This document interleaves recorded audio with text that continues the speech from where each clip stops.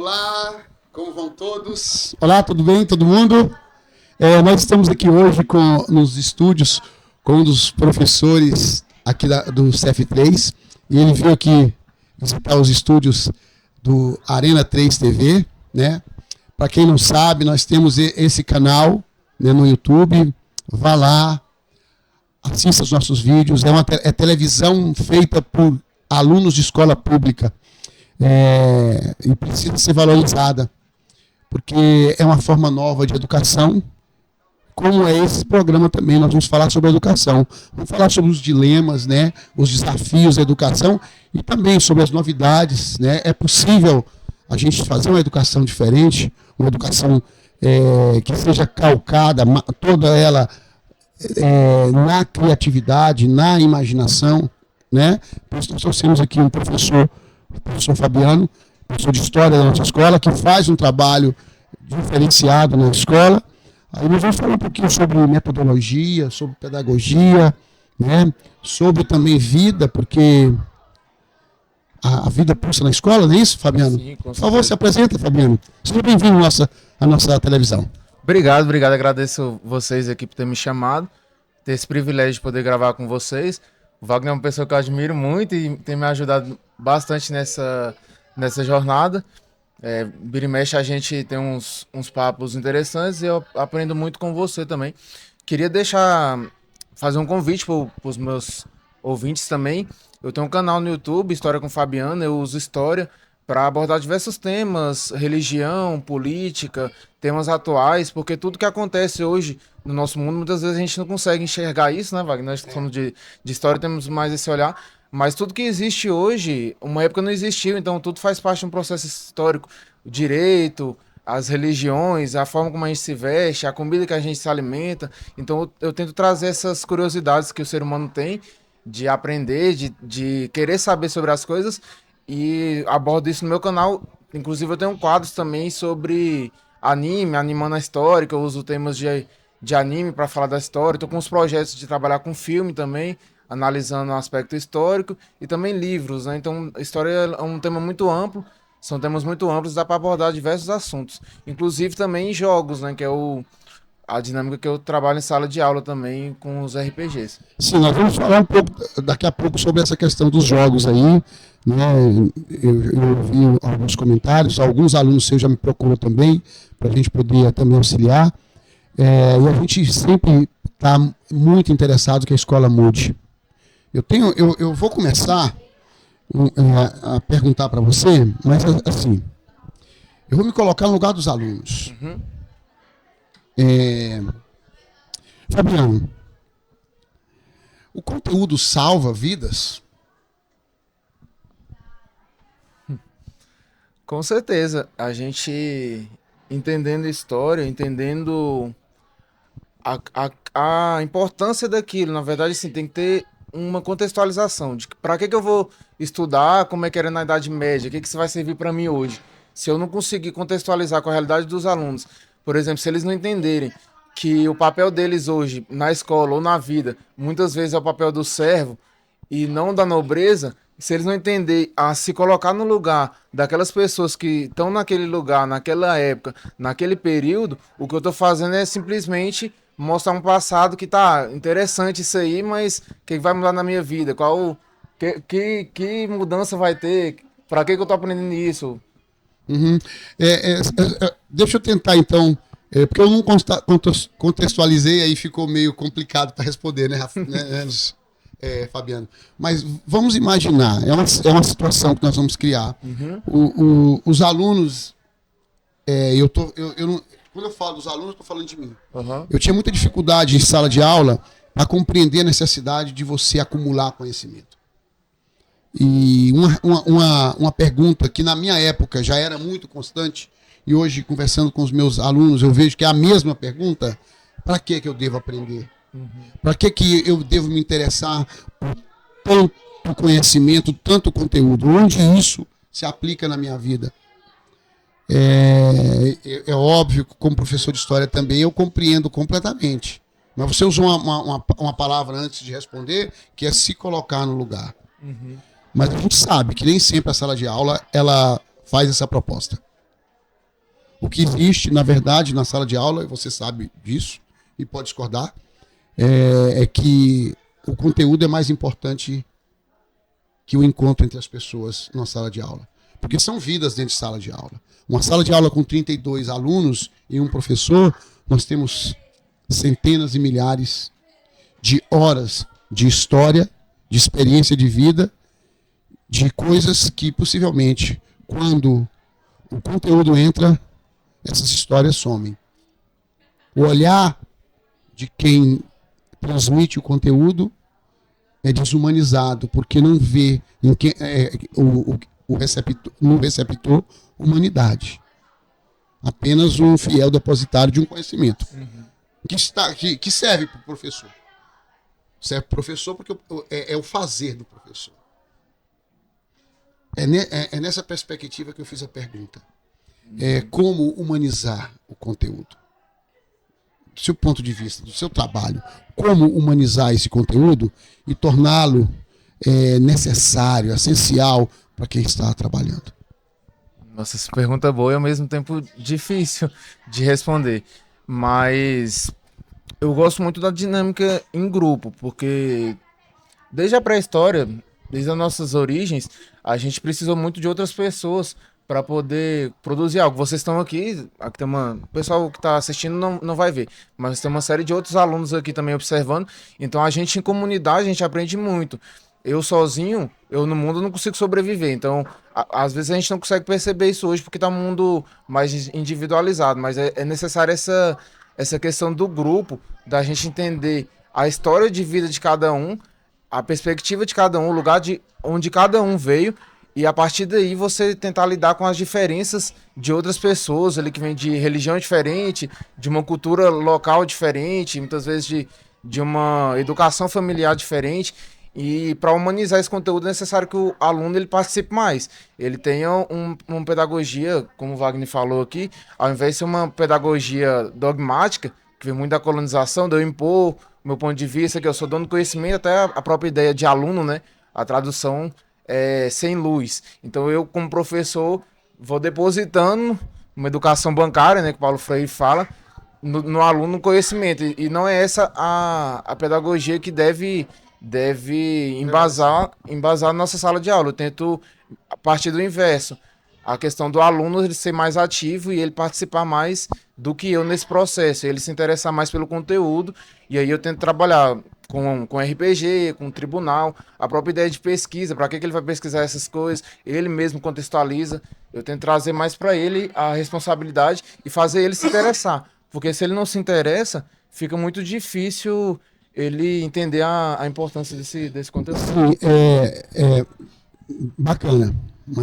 Mas você percebe que quando a gente fala o aluno não se interessa, existe aí um processo por trás desse desinteresse ele foi construído. Por exemplo, o aluno, para ele estar dentro de uma sala de aula onde a educação é bancária, ele precisa abrir mão do que a gente chama de criatividade e imaginação. Sim. Ele tem e quando eu falo de criatividade e imaginação, eu estou falando de identidade. Ele perde a sua identidade naquele momento. Porque uma pessoa que sonha, que idealiza, que imagina, que cria, que inventa, na verdade ele está praticando quem ele é. Só que para ser um aluno, você precisa abrir mão disso, nessa educação bancária, de quem você é. E passar a respirar a aura do professor. E aí? Como fazer para que este quadro, que eu vou chamar de véu de Maia, ele possa ser rasgado, né? Essa realidade concreta ela possa ser rasgada e outra coisa possa fluir e as pessoas realmente, de fato, se interessem. Não pelo que o professor é, não pelo que o conteúdo se representa, mas quem elas são e onde elas estão. Porque mesmo sem criatividade e imaginação, elas estão vivendo. Elas estão experienciando o seu próprio existir. E aí? Como fazer isso? Como você tem feito isso? Eu, pelas minhas dinâmicas em sala de aula, eu costumo passar alguns trabalhos em que eles tem muita liberdade, praticamente total liberdade, os alunos que estão aqui vão poder confirmar, de criar e imaginar. Por exemplo, o RPG, que é o último trabalho que eu tenho desenvolvido, eles criaram os próprios personagens, as próprias histórias que eles poderiam inventar, o próprio mapa deles, e a partir daquilo ali vivenciar a realidade daquele período. Então, muitas vezes, o personagem que ele está criando é ele próprio, ou uma idealização, uma coisa que ele queria ser, ou quer brincar de ser. E aí eu consigo, por meio disso, fazer eles se interessarem mais e ficarem extremamente confortáveis e vivenciar aquele período de uma forma bem mais divertida também, eu apresentando, jogando com eles, na verdade. Eu me diverti muito também, é uma dinâmica que eu também procuro trazer coisas que eu me divirta no processo, porque às vezes essa sala de aula, viver em sala de aula e essa forma de ensinar antiga, né, dogmática, muitas vezes é desgastante para o professor. Então fica uma coisa muito maçante para a gente também, de fica em silêncio, deixa eu ficar falando aqui esses conteúdos que eu falo, vocês não sabem nada, e aí vocês fingem que tá aprendendo, eu finjo que estou ensinando, e isso é desgastante para a gente, e é chato, muitas vezes é chato para a gente, como é chato também para eles. Então eu tento trazer coisas criativas para eles elaborarem, eu dou algumas coisas que eles precisam fazer, né? Aqui, ó, você vai viver na Idade Média, que você precisa, qual a tecnologia que tinha na época, quem você vai ser, qual a sua história, onde você tá, que lugar que você mora. Então eles vão, por meio disso aí, no caso do RPG, eles vão vivenciando aquele período e eles se divertem bastante e aguçam a criatividade. Fabiano, só para entender um pouco esse processo dessa metodologia com o RPG. Você divide eles em grupos, é isso? Isso. E aí cada grupo faz o jogo e você propicia que outros grupos tenham a experiência do RPG de outros grupos, por exemplo, que você estava aí falando aí, eu estava observando.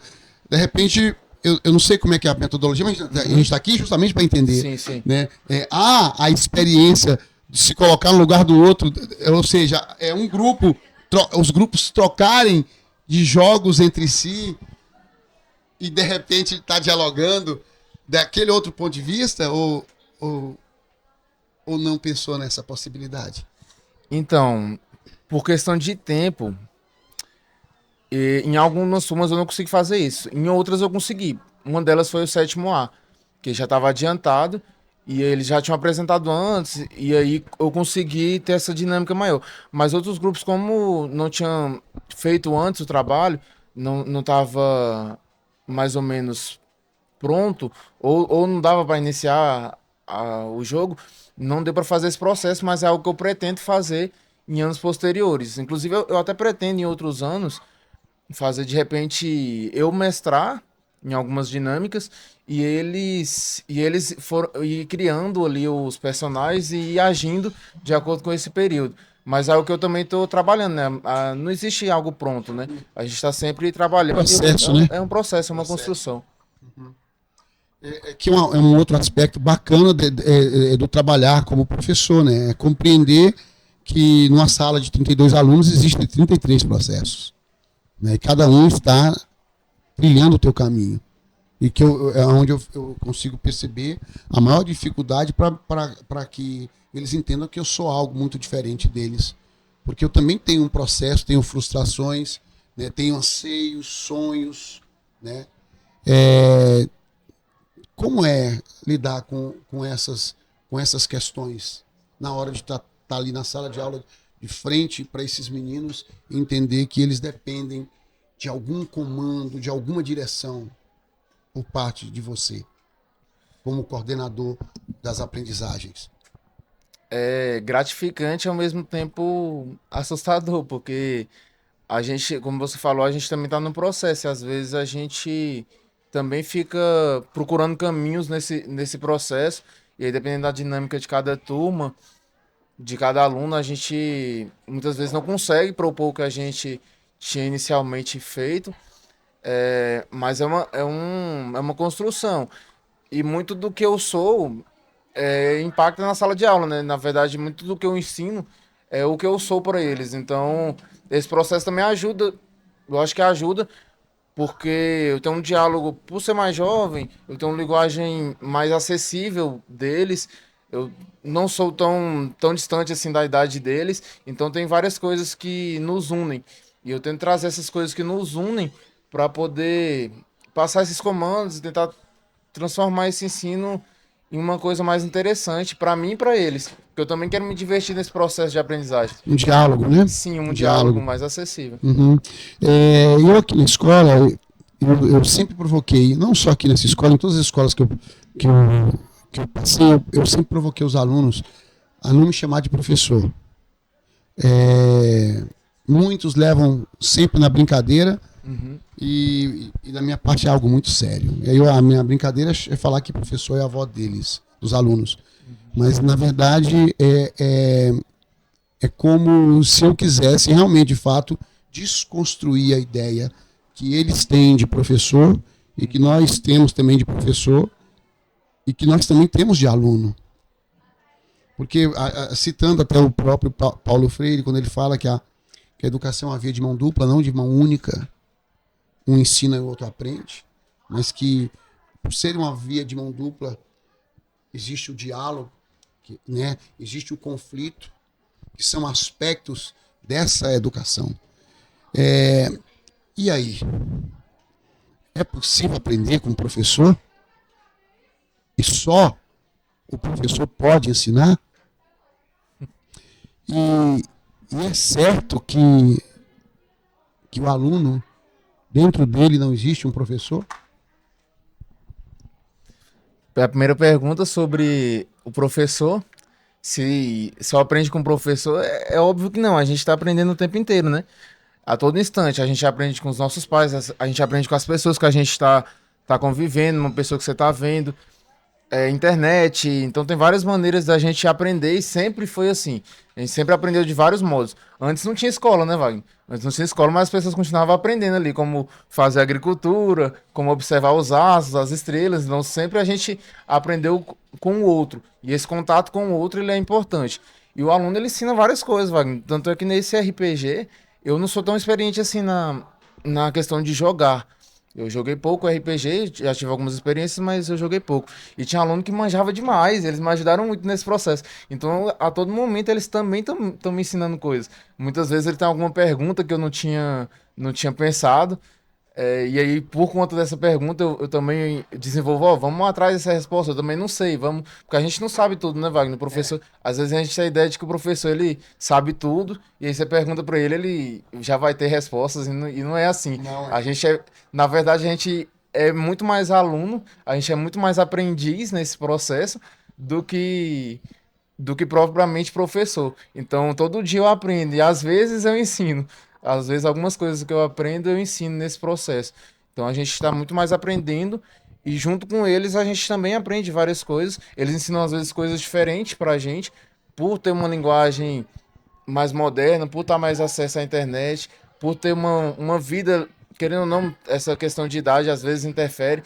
Então, eles estão em jogos diferentes, tem dinâmicas diferentes, coisas que eles veem na internet. Falam, professor, se fizer tal isso, não seria. E aí, muitas dessas ideias, o próprio Júlio falou, que ele. Eu não lembro, mas o Júlio falou ali que ele tinha proposto, né? Essa ideia é algo que eu já tinha.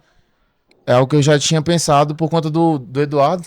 Eduardo já tinha me dado essa sugestão do RPG, mas é algo que eu tentei abraçar e praticar com os alunos ali. Eu vi que é algo que eles gostavam muito. Diversas vezes eu vi alunos jogando em sala de aula e tudo, e eu tentei trazer isso deles para a dinâmica e foi muito interessante. Inclusive, alunos que normalmente davam muito trabalho, vários deles participaram de uma forma que eu não esperava nesse processo. Uhum. Então é muito, muito legal ver isso É, também. Às vezes você mudando a metodologia, você tem é, resultado é, diferente. é, vocês estão percebendo, né, galera, que tem muita coisa para a gente discutir. Eu penso que num programa só seria impossível a gente falar sobre tantas coisas. Eu lembro, por exemplo, de uma experiência, e é só mais duas questões que eu vou levantar, para a gente guardar outras para o próximo encontro. Eu lembro de das experiências que eu tive com didática na faculdade. E quando a gente. E os meus colegas do curso de História, eles achavam que quando terminasse o curso de História, não era uma licenciatura, eles não iam para a sala de aula, eles iriam desvendar os mistérios do mundo, da antiguidade, e a gente sabe que não era bem assim. Mas eu sempre tive essa consciência, desde sempre, que eu estava ali na faculdade para me conhecer, para tentar entender quem era eu, num ambiente diferente daquele que normalmente eu vivenciava. E aí, quando eu fiz uma aula que era muito divertida, no sentido de me colocar no lugar do aluno, de ir para o universo do aluno, e os meus colegas, quando foram me avaliar, eles não compreenderam que não fazia sentido eu dar uma aula sobre o Visconde de Mauá, como se fosse um jogo de futebol, onde eu era o narrador, o comentarista e o repórter de campo. Eles achavam que aquilo não fazia parte do trabalho de um professor, né? E aí, quando você fala dessa questão, né, de aprender com o menino, de repente, a usar uma didática, né, para uma metodologia, construir essa metodologia com eles através do RPG, por exemplo, né, a gente percebe que ser professor vai muito além do conhecimento conteudistas que esperam de nós, né? E aí, que tipo de aluno foi você na sua faculdade? Mas se você também não quiser falar sobre a faculdade, você pode falar também que tipo de aluno você foi. Então, o tipo de aluno que eu fui é o tipo de pessoa que eu sou. Que questiona, que duvida das coisas. Então, muitas vezes tinha debate, tinha discussão, porque eu não concordava com algumas coisas dentro da faculdade, como se não concordava com coisas de sala de aula, como às vezes também questiono religião, questiono política, tenho esse lado crítico muito aguçado. E dentro desse processo da faculdade, eu percebia algumas hipocrisias e algumas contradições dentro desse processo. Por exemplo, Wagner, nas aulas de didática, a professora falava, né? Tem que ser inoativo, Paulo Freire e tal. Mas a forma que ela ensinava, Wagner, sempre foi a tradicional. Então eu ficava olhando assim, aí, como assim? Você tá me ensinando tudo que eu tenho que fazer, a forma que eu tenho que ensinar, mas você não tá praticando? Mas que grande ironia, né? Então, assim, eu ficava um pouco frustrado nesse sentido aí. Se ela tá me ensinando o que é o certo a se fazer, as metodologias mais próximas, mais modernas que tem hoje, por que ela não aplica isso com a gente? Seria o mais natural. E na própria faculdade é esse ensino dogmático. A gente faz é o mesmo processo que vocês fazem aqui em sala de aula. Da gente ter o professor explicando, tem ali, vai ter uma prova, vai cobrar daquela forma, ou subjetiva, né? Que a gente vai ter que escrever, ou objetivo que vamos ter que marcar, mas é um processo, de certa forma, semelhante.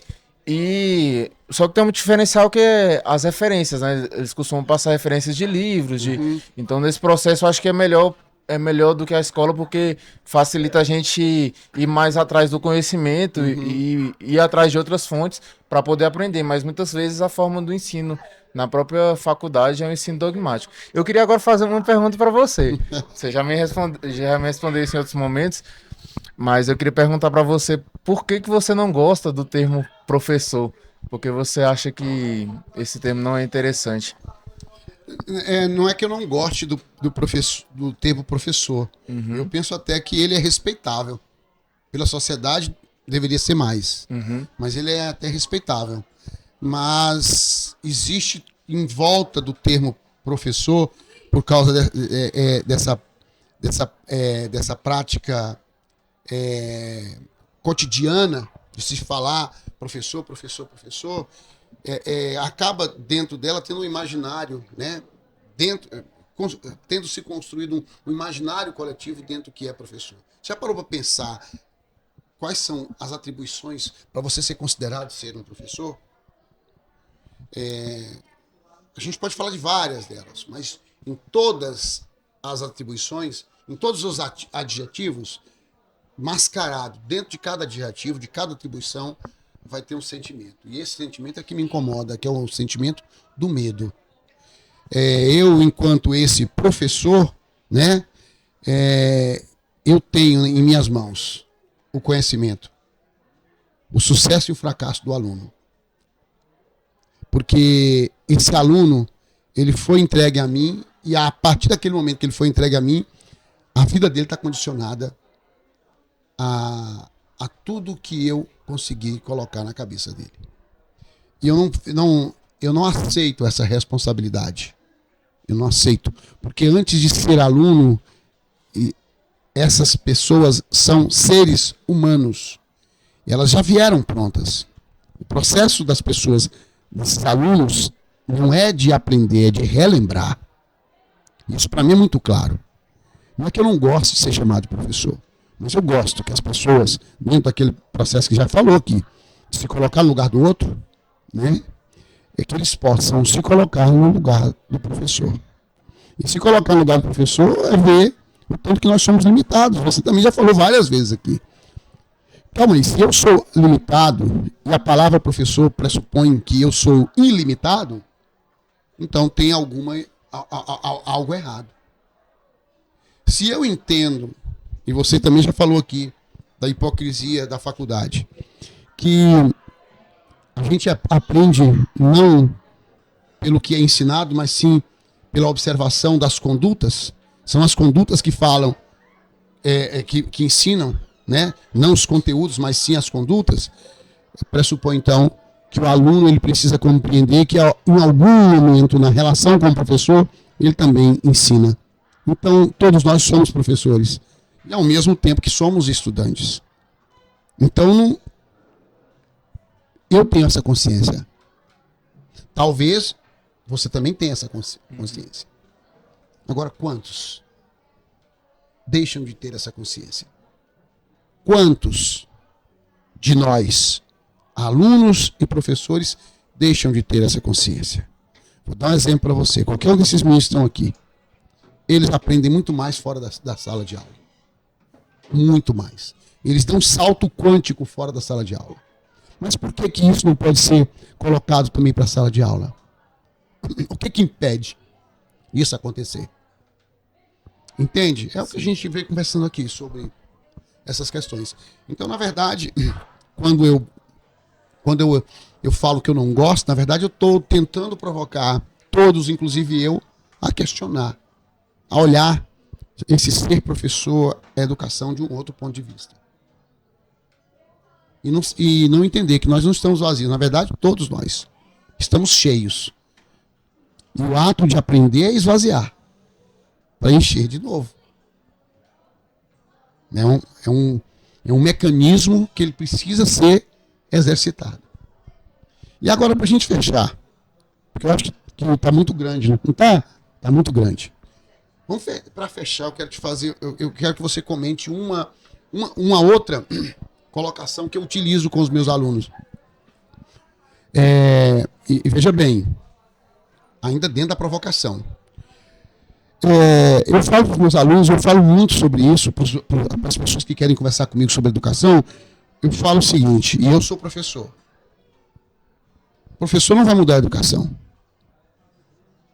Quem muda a educação é aluno. Quem vai revolucionar a educação é aluno. E aí? Tu concorda? Discorda? Eu acho que é uma troca dos dois. Não é exatamente isso que eu concordo. Porque à medida que eu também estou mudando como professor, eu também dou esse olhar diferenciado para o aluno. Mas essa troca deles também com a gente, para poder a gente se modificar e também se adaptar às novas demandas, que não pode ser, Wagner, a nossa educação de hoje não pode ser a mesma educação dos nossos pais, ou da sua, ou da minha. Tipo assim, 1960, a mesma educação muitas vezes, a mesma organização de escola. 1660. A mesma organização de escola que vem há décadas, uma instituição extremamente rígida em transformação. Então é a mesma organização escolar, muitas vezes que se parece com um presídio. Você se organiza os meninos aqui em fileira, põe eles para sair, assim, às vezes até uma organização de certa forma militar, né? Muitas vezes as regras, eu não preciso explicar por que você tem que seguir, eu mando, você obedece, e não é assim. Então eu acho que o aluno ele também modifica esse processo, mas eu acho que a gente também tem esse papel de poder transformar, poder dar um olhar diferenciado, porque à medida que a gente também traz essa possibilidade de mudança, ou ajuda eles nesse processo de mudança, a gente também, de certa forma, está revolucionando. Esse é o meu ponto de vista. Nós vivemos, Fabiano, olha para você ver, não é uma pegadinha, não era essa a minha intenção. Nós vivemos um momento de dualidade, né? Tudo, hoje, praticamente, as pessoas, elas se dividiram, né? E é um grande problema. Alguém vai ter que resolver isso. Porque nós somos unos, seres humanos, um bando de seres humanos. Mas olha que coisa incrível. Quando eu olho para a questão professor e aluno de forma dual, que um não está contido no outro, percebe onde é que vem a provocação de que professor é sua avó? Porque, na realidade, quando eu falo que o aluno é que muda, se um professor igual você chega com uma metodologia diferente, você não está sendo professor. Você acabou de mostrar para a gente aqui que você pretende aprimorar essa metodologia para o ano que vem. Você não se coloca como professor, você se coloca como aluno, como aprendiz. A gente tem que sair da dualidade. Sim. Porque dentro de mim tem um professor escondido. Sim. Porque o aluno, ele é mais forte o tempo inteiro. Ah, entendi. Você fez um arquétipo, né, de cada um. E, Wagner, é muito interessante isso aí que você está falando, em questão também de, às vezes eu vejo, até eu também nessa posição de professor, esse aspecto de professor, muitas vezes a gente não consegue enxergar o lado do aluno, a gente muitas vezes não consegue relembrar como era a gente quando tinha 12, 13 anos de idade, que muitos desses comportamentos que eles têm, na verdade, não é só dessa geração, muitas vezes vem de outras gerações também. Sim. Então a gente acaba repetindo padrões. E a gente também muitas vezes, não sei você em sala de aula, mas às vezes eu era um aluno que bagunçava muito. Eu fazia as atividades e gostava desse processo de aprendizagem, mas eu era muito agitado, gostava muito de conversar e tal. E muitas vezes você não podia, não pode conversar, não pode. Não sei você, você era assim também? E como é que é esse processo de se colocar no. Eu não no sou lugar? muito diferente, não fui muito diferente do que eu sou hoje, como aluno. Mas eu nunca gostei que me falassem o que é certo e o que é errado. Eu nunca gostei. Se alguém me fizesse uma pergunta, e eu entendesse que ela era importante, eu não gostava que ninguém me desse a resposta. Nunca gostei disso. Eu sempre quis encontrar uma forma de chegar a responder as minhas perguntas. Então, assim, inquieto, era bagunceiro, isso com toda certeza. Gostava de conversar. Era um aluno do meio de sala, não gostava do fundo nem da frente. Eu queria estar no meio de tudo. Eu acho que muitos de nós éramos assim, né? Muitos de nós gostavam também de se esconder, de não se colocar. Aqui a gente tem muito aluno desse jeito, que evita se expressar. Mas você percebe também que a questão da inflexibilidade é ser inflexível, inflexível. Até esse termo professor, termo aluno, né, geram a inflexibilidade e não é real. Um aluno, quando ele quer ser diferente e o professor, com a sua inflexibilidade, não deixa, esse professor é apenas professor. Ele está ali apenas para ensinar. Mas quando ele é flexível, ele deixa de ser professor. Quando ele é flexível. Quando ele quer apresentar propostas diferentes, ele deixa de ser inflexível e deixa de ser professor. Porque se abre uma porta para se aprender. Então, assim, quando a gente fala dessa questão, é que uma escola onde o aluno não pode se manifestar, esse aluno é reprimido. Então não há revolução aí. São os que menos têm voz, né? Ainda hoje, em várias escolas. Eu diria que todos. Com certeza, não há exceção. Inclusive aqui, a gente tenta fazer algo diferente, você sabe que não há exceção. Fabiano, não, vamos parar por aqui, porque já tá bem grande o vídeo, a gente não quer... Mas eu vou te convidar de novo para a gente conversar sobre Eu venho sim, com certeza. Dentro dessa perspectiva de uma nova educação. Da educação. E aí, a gente vai deixar para conversar na próxima sobre a pedagogia do amor. Porque talvez seja a única forma não de diferenciar, de criar essa questão dual, mas sim de unir todos. Porque não há educação sem pessoas amorosas. Eu quero te agradecer ao fato de você estar aqui, Eu que agradeço. aceitado estar aqui com a gente, falar um pouquinho sobre sua metodologia, sobre a educação, que é a nossa vida, tá? Pode se pedir da galera aí. E fala para ali que você quase não olhou naquela hora. É verdade. Muito obrigado pela audiência de vocês. Agradeço mais uma vez o Wagner e todos os alunos da Integral que fizeram parte desse projeto. Sou muito grato por ter te dar a chance de ser chamado aqui. Para mim foi uma honra muito grande quando o Wagner me chamou. Eu até falei na hora, né? Falei, vai, tô até com moral na escola, brincando com ele. E fiquei muito feliz desse convite também. Você é uma pessoa que eu considero bastante.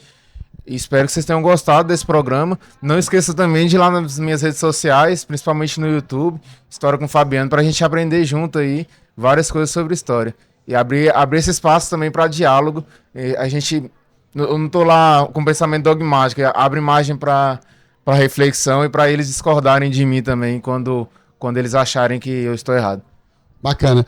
Pessoal, nós vamos ficando por aqui, só lembrando que esse programa, que ainda não tem nome, ele é do Arena 3 TV, é uma escola, é uma TV que está no YouTube, feita por alunos de escola pública.